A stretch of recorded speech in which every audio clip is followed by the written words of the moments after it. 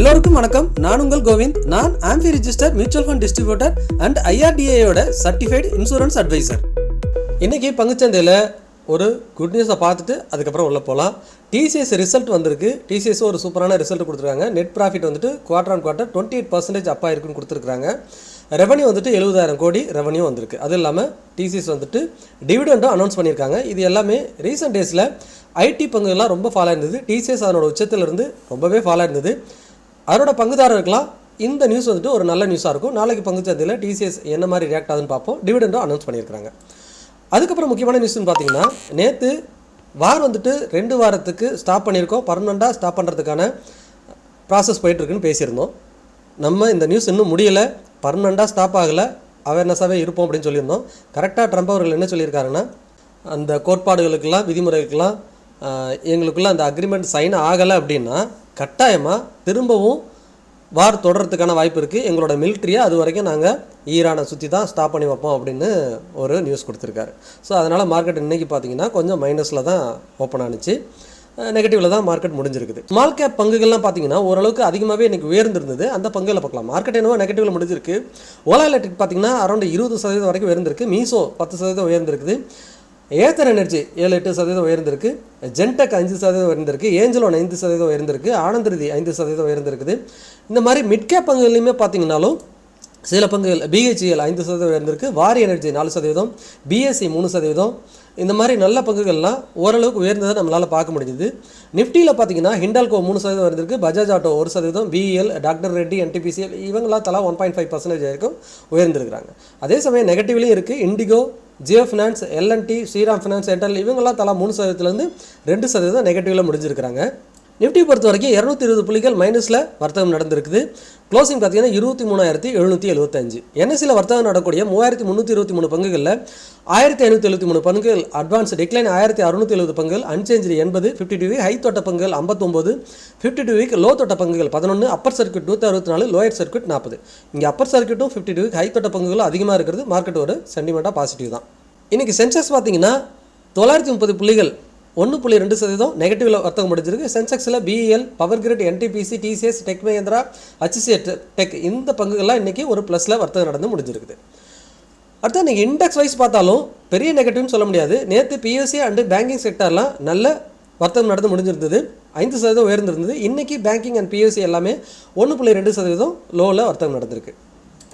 FI data கண்டினியூஸாக நம்ம watch பண்ணிட்டு இருக்கிறோம். ஏப்ரல் மாதம் தொடங்குதுலேருந்து எஃப்ஐ வந்துட்டு 8,000 கோடி ரெகுலராகவே செல் பண்ணிட்டு இருக்கிறாங்க. நேற்று 8ஆம் தேதி மட்டும் 2,800 கோடி தான் செல் பண்ணியிருக்காங்க. நம்ம டபுள் மடங்கு வாங்கியிருக்கோம், 4,100 கோடி. இன்றைக்கி என்ன நடந்திருக்குன்னு நாளைக்கு நம்ம செக் பண்ணலாம். ஸோ நெட் பார்க்கும்போது இந்த மந்த்தும் 30,000 கோடிக்கு மேலே ஆல்ரெடி செல் பண்ணிட்டாங்க.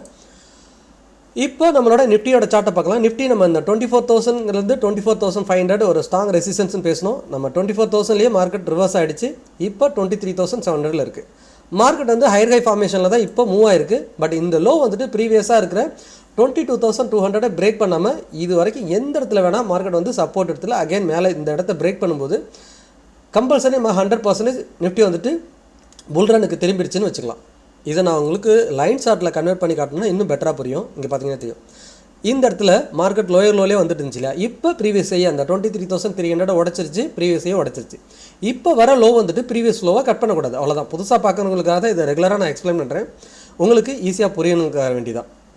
ஸோ இப்போ மார்க்கெட் எந்த இடத்துல வேணால் இங்கே சப்போர்ட் எடுத்துகிட்டு போகும்போது ஹையர் ஹை ஃபார்மேஷன் கன்ஃபார்ம் ஆகிடும். ஸோ இப்போ மார்க்கெட் நாளையிலேருந்து இதுக்கப்புறம் 24,000 பிரேக் பண்ணுதுன்னா மார்க்கெட் கம்பல்சரி 100% ட்ரெண்டு சேஞ்ச் ஆகுதுங்கிறது நம்ம உறுதிப்படுத்திக்கலாம். இது நிஃப்டி பொறுத்த வரைக்கும் நம்ம பங்குச்சந்தை இப்போதைக்கு ஒரு நல்ல மூடில் தான் இருக்குது. இந்த போர் நின்னாலே போதும் நம்ம பங்குச்சந்தை சூப்பராக மூவ் ஆகிறதுக்கான அதிகமான பாசிபிலிட்டி இருக்குது. தென் கோல்டு அண்ட் சில்வர் கண்டினியூஸாக நம்ம வாட்ச் பண்ணுறோம். கோல்டு பார்த்திங்கன்னா ஸ்லைட்லி இன்க்ரீஸ் ஆகிருக்கு. இன்றைக்கும் பார்த்திங்கன்னா ஒரு 1% உயர்ந்திருக்கு. $4,700 வர்த்தகம் நடந்துருக்குது. இது கண்டினியூஸாக ரைஸ் ஆனிச்சுன்னா திரும்பவும் $5,100 அந்த ஆல் டைம் ஹையை தொடர்றதுக்கான வாய்ப்பு இருக்குது. ஸ்லைட்லி இதுவும் பாசிட்டிவில் தான் இருக்க போகுது. பாட்டம் வந்தால் நம்ம சொன்ன மாதிரி $4,000லேருந்து $3,800 வந்துச்சுன்னா ஒரு இன்வெஸ்ட்மெண்ட் ஆப்பர்ச்சுனிட்டியாக இல்லை லாங் டைம் நீங்கள் கோல்டை வாங்கணுங்கிறவங்களுக்கு ஒரு ஆப்பர்ச்சுனிட்டி. இப்போயே நீங்கள் கோல்டை வாங்குற இடத்துல தான் இருக்குது. திரும்ப $5,000 போகிறதுக்கான அதிகமான பாசிபிலிட்டி இருக்குது. கீழே வந்துச்சுன்னா ஆப்பர்ச்சுனிட்டியாக பாருங்கள். சில்வர் பார்த்திங்கன்னா $74 இருக்குது. பட் பாட்டமில் தான் இருக்குது. இது ஒரு இன்வெஸ்ட்மெண்ட் ஆப்பர்ச்சுனிட்டியாக இருக்கிற இடம் தான். பட் இதை பிரேக் பண்ணால் நமக்கு இன்னும் ஒரு பெட்டரான ஆப்பர்ச்சுனிட்டி வரும்னு நான் எதிர்பார்க்குறேன். $50 வந்துச்சுன்னா ஒரு நல்ல ஆப்பர்ச்சுனிட்டியாக பார்க்கலாம். பட் அது வரைக்கும் நம்ம சில்வரும் நீங்கள் வாங்கணும்னு நினைக்கிறவங்க இந்த $50 $70 வரைக்கும் அக்குமுலேட் பண்ணலாம். எப்போல்லாம் இது திரும்பவும் $120 போடுதோ அங்கே உங்களோட ப்ராஃபிட்டை கட் பண்ணலாம், இல்லை அடுத்த லெவலுக்கு போகுதான்னு வெயிட் பண்ணலாம். இப்போதைக்கு பெரிய மூவ்மெண்ட் இருக்காது, இது ஒரு ஸ்லோ மூமெண்ட்டில் தான் இருக்கிறதுக்கு வாய்ப்பு இருக்குன்னு பார்க்குறேன். ஒருவேளை எதுனா நமக்கு இந்த இடத்த $95 பிரேக் பண்ணிச்சுன்னா அடுத்த மூமெண்ட் இருக்கலாம், வெயிட் பண்ணலாம். பட் இப்போதைக்கு நம்ம ஒரு இன்வெஸ்ட்மெண்ட் ஆப்பர்ச்சுனிட்டியாக பார்க்கலாம் பாட்டமில் வர.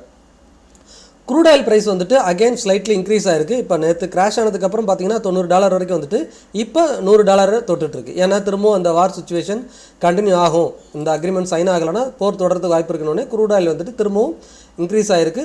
$100 தொட்டு வர்த்தகம் நடந்துகிட்ருக்கு. மார்க்கெட் எல்லாமே இப்போதைக்கு இந்த ஈரான் இஸ்ரேலோட போர் எப்படி போகுதுங்கிறத பொறுத்து தான் நம்ம பங்குச்சந்தை மூவ் ஆக போகுது. போர் சிவியராக இருந்துச்சுன்னா பங்குச்சந்தை திரும்பவும் இந்த 22,000 நோக்கி வரதுக்கு வாய்ப்பு இருக்குது. இல்லை இந்த ஒரு க்ளோசிங்க்கு வருதுன்னா கட்டாயமாக மார்க்கெட் திரும்பவும் மேலே போகிறதுக்கான வாய்ப்புகள் இருக்குது. ஸோ எப்போவுமே கீழே வந்தப்போ நம்ம ஆப்பர்ச்சுனிட்டி யூஸ் பண்ணியிருக்கலாம். அகைன் மார்க்கெட் கீழே வந்தாலும் அந்த ஆப்பர்ச்சுனிட்டியை மிஸ் பண்ணாமல் யூஸ் பண்ண பாருங்கள். தொடர்ச்சியாக நம்மளோட பங்குச்சந்தை 22,000 இருக்கும்போது நான் பர்சனலாக என்னோட மியூச்சுவல் ஃபண்டில் என்னோட முதலீடுகளை அதிகப்படுத்தியிருந்தேன். என்னோட யூடியூப் சேனல்லையும் நான் அதை போஸ்ட் பண்ணியிருந்தேன். டெலிகிராம் சேனலில் இதுக்கப்புறம் என்னோட இன்வெஸ்ட்மெண்ட் ஸ்ட்ராட்டஜி என்ன, நான் எந்த இடத்துல இன்வெஸ்ட் பண்ண ஆரம்பிக்கிறேங்கிறத போஸ்ட் பண்ணலான்னு இருக்கேன். நீங்கள் டிஸ்கிரிப்ஷனில் இருக்க டெலிகிராம் சேனலை கட்டாயமாக சர்ச் பண்ணி ஜாயின் பண்ணிக்கோங்க. அது மட்டும் இல்லாமல் நீங்கள் ஃபினான்ஷியல் பிளான் பண்ணணும்னா கட்டாயமாக டிஸ்பிளே தெரியுற வாட்ஸ்அப் நம்பருக்கோ அல்லது மெயில் ஐடிக்கோ தொடர்பு கொள்ளுங்கள். நம்ம சேனலுக்கு புதுசாக இருந்தீங்கன்னா நம்ம சேனலை சப்ஸ்கிரைப் பண்ணுங்கள், லைக் பண்ணுங்கள், உங்களோட ஃப்ரெண்ட்ஸ் அண்ட் ஃபேமிலிக்கு மறக்காமல் ஷேர் பண்ணுங்கள். மீண்டும் ஒரு நல்ல வீடியோவில் சந்திக்கிறேன். உங்கள் கோவிந்த்.